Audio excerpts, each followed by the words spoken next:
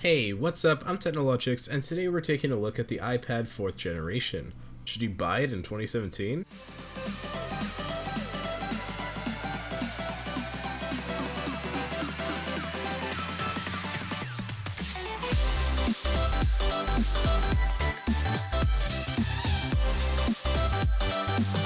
First off, thanks for all the recent support, y'all are awesome. If you haven't subscribed to me yet, please consider it, as I try to do as many videos like this as I can.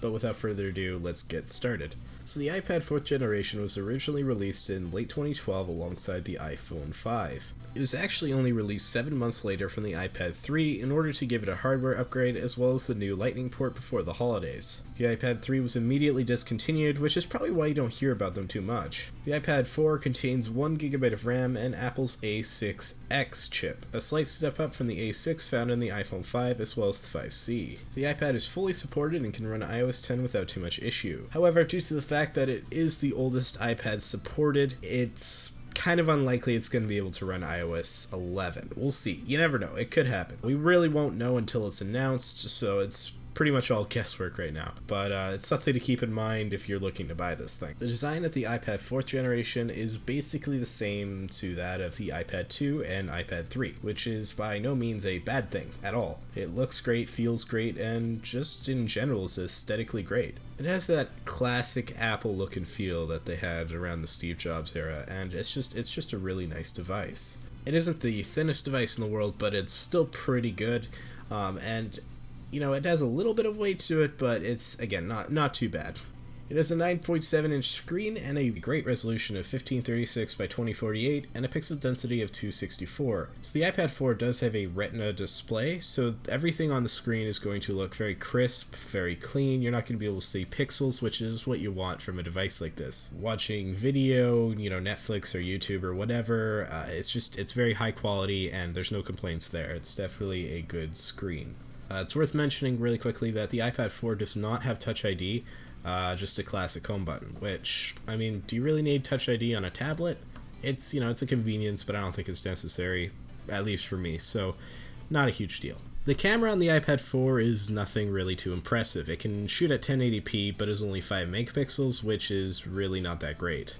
You can get some nice shots and good lighting, but for anyone who wants a high quality camera, this is probably not the device for you. For the average consumer, it's actually not going to be too bad though. So you can see that from the photo and video here, it's okay. It's not great, but it's okay. Worth mentioning that the photo and video were both taken through a window, by the way, which I apologize for, but it was cold outside. The problem that's going to plague you with the iPad 4 is slow down. It is something that's going to be completely unavoidable.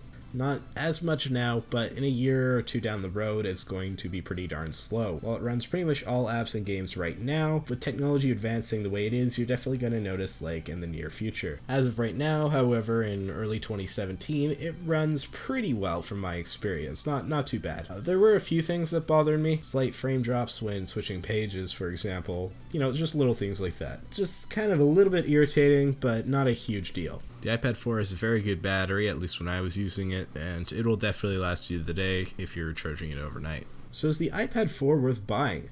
You can find a 16GB model in good condition for around $200 on eBay.com, and if you look around you could probably find an even cheaper one. That's a good price point for this device, so no worries there. However, is it worth going for the iPad 4 over the Air, which is the next generation, or the next step up? How do I say this bluntly? No, it is not. The Air is a bit more expensive, maybe about $50, and although it isn't a huge upgrade internally, it is smaller, lighter, and faster. It's the better buy, and so that's what I would recommend. Again, don't know if the iPad 4 is going to run iOS 11 or not, but the Air is definitely going to run iOS 11, so for that reason alone, it's pretty much worth going for the Air, I would say. So how does the iPad 4 hold up in 2017? Not bad, but looking towards the future, it's a much better idea to spend a little more and get the iPad Air. While you won't be disappointed with the 4, if you have some extra money, I'd go for the better model. To summarize here, the speeds on the iPad 4 are okay for now, but looking down the road, they might not be as great. The camera, I suppose, is decent for a tablet. It's nothing spectacular, so don't expect too much from it. The screen is really, really nice. It's a great screen, so no complaints there. The design is, of course, also really good. And yeah, that's pretty much the iPad 4th generation. I hope this helped you or you enjoyed the video, and if you did, please hit that like button. If you didn't like the video, then good for you, I guess. Hit the dislike button. Congratulations, you're special. That's what you want to hear. Don't forget to subscribe for more content just like this, and comment your thoughts down below. I'm really curious to hear what you guys think about the iPad 4, because it's kind of one of those devices that are like, should he get it? Should he not? It's kind of, it could go either way, really. It's right in the middle of the pack. So let me know what you think down below. Thank you so much for watching. Really appreciate it, and I will see you all next time.